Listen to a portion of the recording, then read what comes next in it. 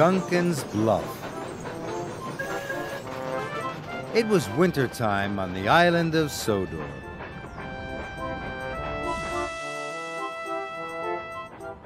Duncan was busy puffing through the white mountains and the frosty forests.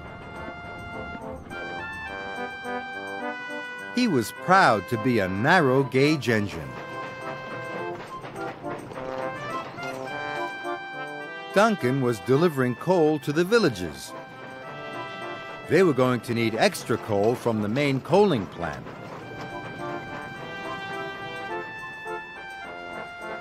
So James and Thomas brought coal to the wharf.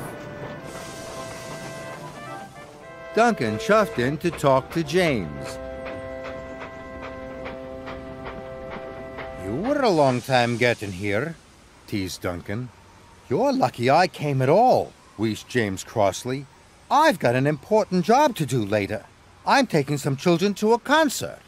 "Oh, is doing 2 jobs in 1 day too hard for you?" Duncan chuffed cheekily. "Ha!" snorted James. "I can do more jobs in 1 day than you can. I'm really useful."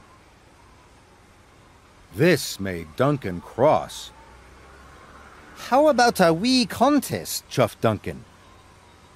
"I bet I can take more coal to the villages faster than you can deliver it." "All right," puffed James. "You're on." "I'll show you who's fastest," chuffed Duncan. But Duncan was worried. James was big and strong. "I hope I can be as fast as James," he puffed nervously. So Duncan delivered all his coal as fast as he could. "Must be James, must be James," he puffed.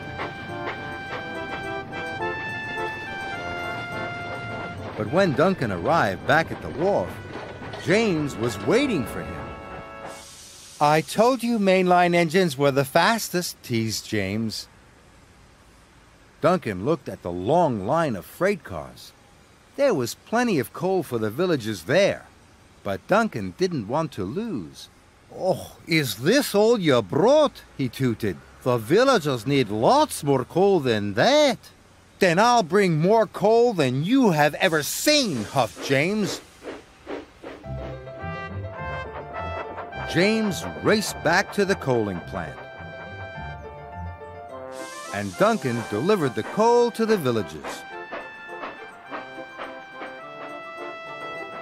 Now all the villages had plenty of coal. Duncan puffed back to the wharf.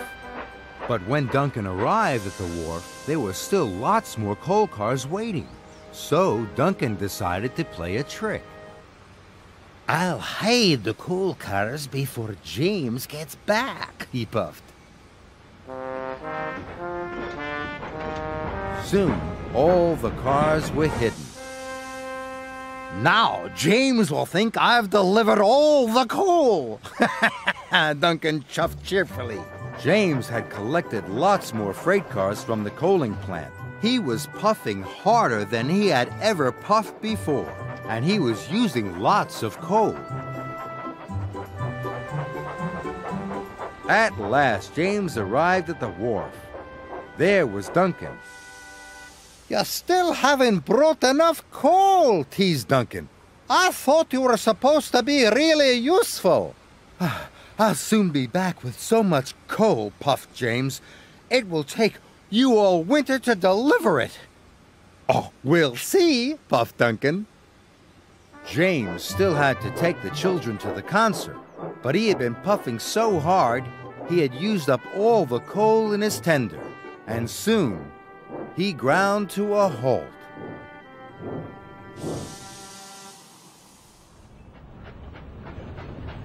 That evening, the narrow-gauge controller came to see Duncan.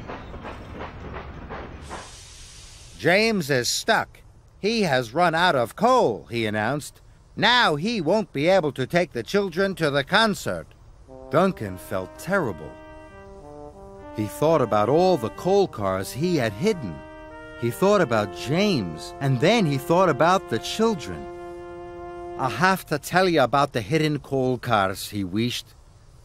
The narrow-gauge controller listened hard. You have caused delay and confusion, he said slowly. But you have told the truth.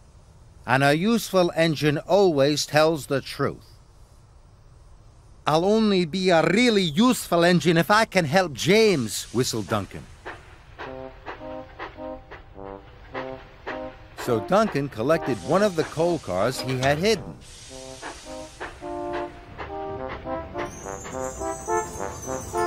Snow started to fall. Duncan rattled along the icy tracks until at last Duncan found James. "What are you doing here?" snorted James. "I played a trick on you," chuffed Duncan. "I didn't take all the coal to the villagers. I hid it from you." "You are the fastest and a really useful engine," Duncan added. But James told Duncan that he was a really useful engine too. "You brought the coal to me so quickly, I will still be able to take the children to the concert," he puffed. "Thank you, Duncan." The coal was quickly loaded into James's tender. Soon his fire was roaring, and his boiler was as warm as toast. He steamed off to collect the children. Duncan felt happy. "James is a really useful engine," puffed Duncan. But then, so am I." And he chuffed happily away to deliver more coal to the snowy villages.